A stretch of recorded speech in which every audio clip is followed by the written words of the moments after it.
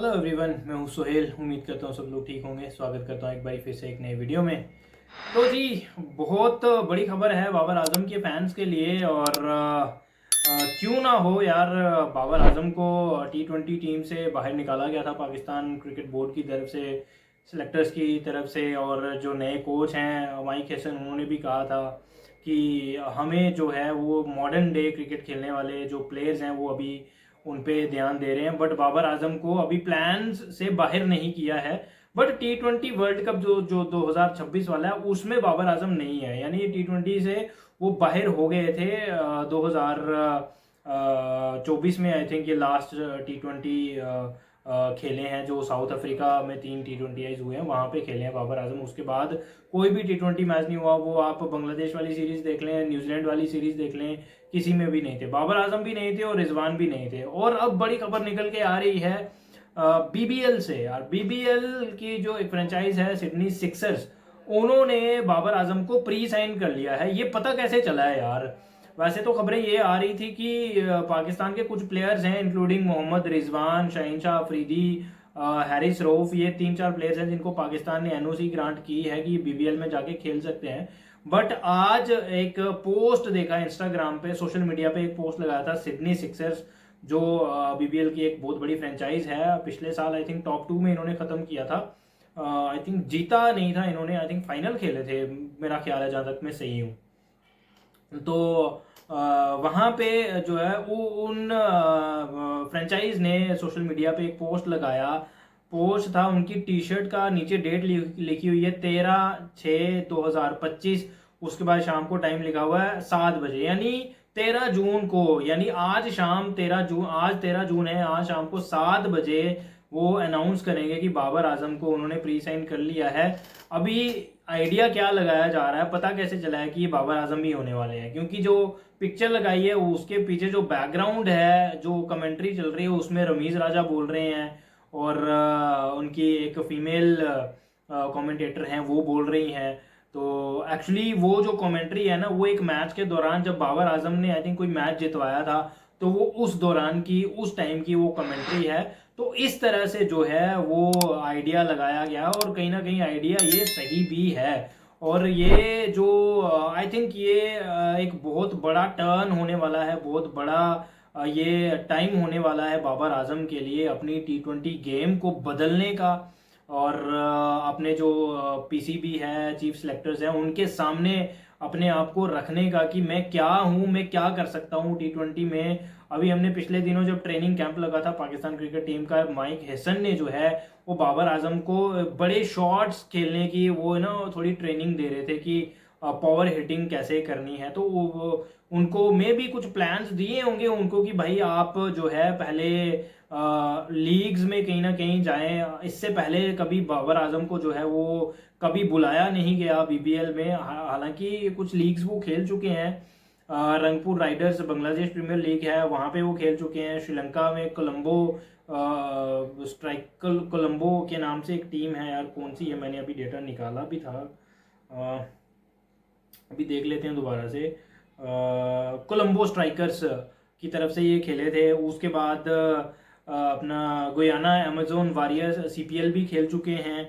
और बाकी अपना तो सोमरसेट में भी खेल चुके हैं, विटलिटी ब्लास्ट में भी ये खेल चुके हैं। बाबर आजम काफ़ी ज़्यादा इंटरनेशनल लीग्स खेल चुके हैं।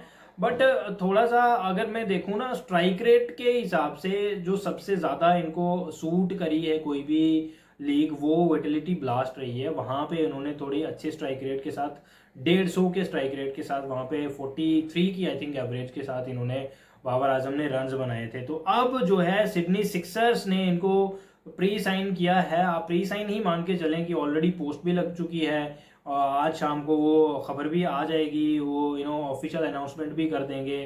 तो ये ज़रूरी भी था। और ऑब्वियसली ये कहीं ना कहीं पाकिस्तान के जो इनके साया कॉरपोरेशन के एजेंट हैं, जिन्होंने शहीनशाह अफरीदी को, मोहम्मद रिजवान को, और वही सेम एजेंट बाबर आजम का भी है, तो इन्होंने ज़रूर रिकमेंड किया होगा उनको BBL में कि भाई ये हमारे प्लेयर्स हैं, ये खेलने चाहिए। कहीं ना कहीं माइक हेसन की भी सलाह रही होगी कि भाई जाएं आप थोड़ी 1-2 लीग्स में पहले ट्राई करें। पहले तो NOC के बहुत मसले थे, NOC इनको नहीं मिल रही थी। NOC भी आई थिंक माइक हैसन के कहने से ही आई थिंक ये मिली होगी कि भाई अपने आप को थोड़ा तराशना है, अपने आप को थोड़ा बेहतर करना है T20 में। अगर मैं आंकड़ों की बात करूं तो ये कुछ मैंने आंकड़े निकाले हैं अपने T20s के, जिसमें कि कुछ प्लेयर्स हैं टॉप के, जिसमें कि सबसे ज़्यादा रन्स जिन्होंने T20s में किए हुए हैं, या सबसे ज़्यादा सेंचुरीज हैं, 50 हैं, स्ट्राइक रेट है, आप कुछ भी उठा के देख सकते हैं। ये कुछ 13 प्लेयर्स की लिस्ट है। बाबर आजम जो है वो 13वें नंबर पे आते हैं T20 में, ओवरऑल T20 में सबसे ज़्यादा रन्स करने वाले, जिन्होंने कि 11,330 रन्स किए हुए हैं। और इन सबसे ज़्यादा जो रन्स किए हुए हैं 14,562 हैं, वो क्रिस गेल के हैं। और सबसे ज़्यादा मैचेस अगर किसी ने यहाँ पे खेले हैं, किरण पोलार्ड ने 695 मैचेस खेले हैं, 13,537 इन्होंने रन्स किया। आई थिंक भी अभी भी MLC मेजर क्रिकेट लीग खेलते हैं ये वहाँ पे ना अमेरिका में, तो अभी इन्होंने रिटायरमेंट अनाउंस नहीं करी है, दोबारा से ये खेलेंगे। और सबसे कम मैचेस की अगर मैं बात करूं तो बाबर आजम के ही हैं, 320 मैचेस हैं, 309 इनिंग्स में 11,330 रन हैं।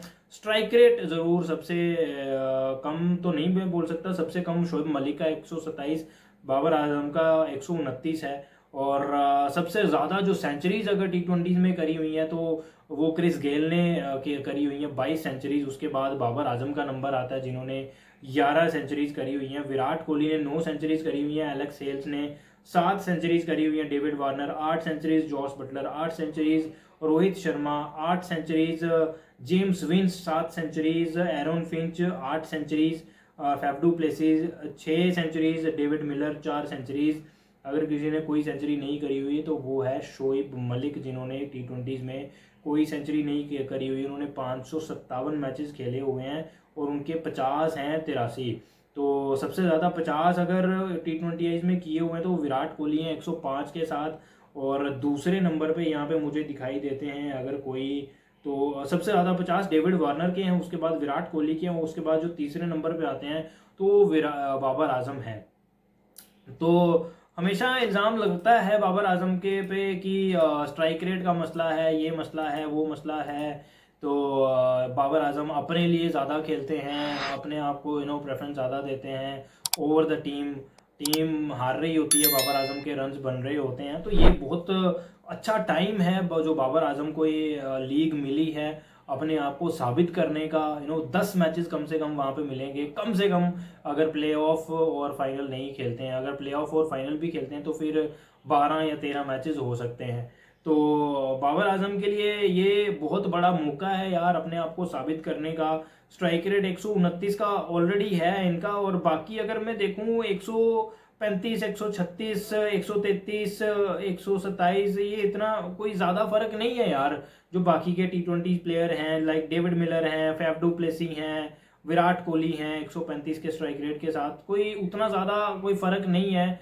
बस 3-4 पॉइंट्स का ही फ़र्क है। 129 और 135 में कोई 135 वाले इसमें 2-3 हैं और 138 वाले 2 हैं, तो मुझे नहीं लगता कोई उतना ज़्यादा फ़र्क पड़ता है आपको, क्योंकि 10 मैचेस में अगर आप 10 में से अगर आप 7 मैचेस में अच्छे स्ट्राइक रेट के साथ खेलते हैं, 140-50 के स्ट्राइक रेट के साथ खेलते हैं, कोई अगर 2-3 मैचेस आपके खराब चले जाते हैं, उतना अच्छा स्ट्राइक रेट नहीं जाता, तो वो ओवरऑल आपका स्ट्राइक रेट को इम्पैक्ट करता है ना। तो आप हमें ये देख के चलना चाहिए कि कितने मैचेस में इम्पैक्ट डाल रहा है कोई खिलाड़ी, ना कि हम ओवरऑल स्ट्राइक रेट देखें, क्योंकि बीच में मैचेस खराब भी जाते हैं।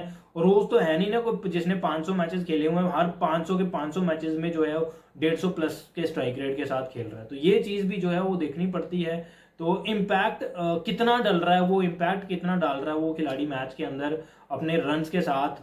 अगर वो 130 के स्ट्राइक रेट के साथ ही खेल रहा है और उसने मैच जितवा दिया है, तो वो ज़्यादा इंपॉर्टेंट है, तो ना कि स्ट्राइक रेट। स्ट्राइक रेट की तो गेम है ही है T20। अगर आप ओपन करने के लिए आते हैं या तो आप बिल्कुल नीचे बैटिंग करने के लिए आते हैं, तो आपको स्ट्राइक रेट आपका अच्छा रखना पड़ेगा। अगर आप बीच में आप आते हैं तो आप थोड़ा सा टाइम ले सकते हैं, बट वो भी स्ट्राइक रेट आपको कवर करना पड़ता है। और बाबर आजम को हमने देखा है यार, स्ट्राइक रेट वो कवर अपना कर लेते हैं। T20 में हमने देखा है कि वो, हाँ, शुरुआत में 35 में 50 ज़रूर होता है, बट अगर कोई लंबी इनिंग्स लग जाए तो वो स्ट्राइक रेट 180 190 के आसपास भी वो उनका जो है पहुंचता है। तो ये मैं मानता हूँ एक बहुत बड़ा मौका है बाबर आजम के लिए, और बाबर आजम के फैंस के लिए। सिडनी सिडनी सिक्सर के एक्चुअली उनके आई थिंक 250 के आसपास उनके जो इंस्टाग्राम फॉलोअर्स थे, अभी उनके 300K से ज़्यादा हो चुके हैं, 3 लाख से ज़्यादा फॉलोअर उनके हो चुके हुए हैं। तो कहीं ना कहीं उनको भी थोड़ा सा फ़ायदा हुआ है इस चीज़ का, उनकी फ़ैन फॉलोइंग में, क्योंकि बाबर आजम जा रहे हैं। बाबर आजम की फ़ैन फॉलोइंग बहुत तगड़ी है यार। हमारे अगर एशिया में देखा जाए तो विराट कोहली और बाबर आजम, इन दोनों की फ़ैन फॉलोइंग जो है वो बहुत तगड़ी है, और बहुत टॉक्सिक फैंस हैं यार इन दोनों के ना, एक दूसरे को गाली गलौज पे आ जाते हैं। अगर कोई इनको खिलाड़ी आउट भी आके कर देता है ना, कोई बॉलर आके आउट कर देगा, गाली गलौज पे आ जाएंगे, मारदार चल पड़ती है सोशल मीडिया पे। तो जान देने के लिए हाजिर रहते हैं। तो ये सीन है। अच्छी खबर है यार, बाबर आजम के लिए भी अपने आप को साबित करना पड़ेगा बीबीएल में। 10 के 10 अगर मैचेस मिलते हैं, क्योंकि दिसंबर और जनवरी में बीबीएल होगी, और वहाँ पे पाकिस्तान की कोई उतनी ज़्यादा क्रिकेट है नहीं है, क्योंकि T20 अगर होती है तो T20 में बाबर आजम ऑलरेडी नहीं है ना। बाबर आजम ये पहले ही माइक हैसन की तरफ से बता दिया गया है कि 2026 के लिए फ़िलहाल हम बाबर आजम को नहीं देख रहे हैं T20s के अंदर। तो बाकी उसके बाद देखते हैं, फरवरी में T20 वर्ल्ड कप है, ऑलरेडी टीम जो बनी हुई है उसके साथ कप्तान भी जा रहे हैं, और कोच भी उन्हीं प्लेयर्स को जो है वो भरोसा दे रहे हैं। तो देखते हैं यार क्या होता है, किस तरह की लीग जाती है। आज शाम को ऑफिशियल अनाउंसमेंट आ जाएगी सिडनी सिक्सर की। तो फिलहाल इस वीडियो में इतना ही, मिलते हैं एक नई वीडियो में, तब तक के लिए टेक केयर एंड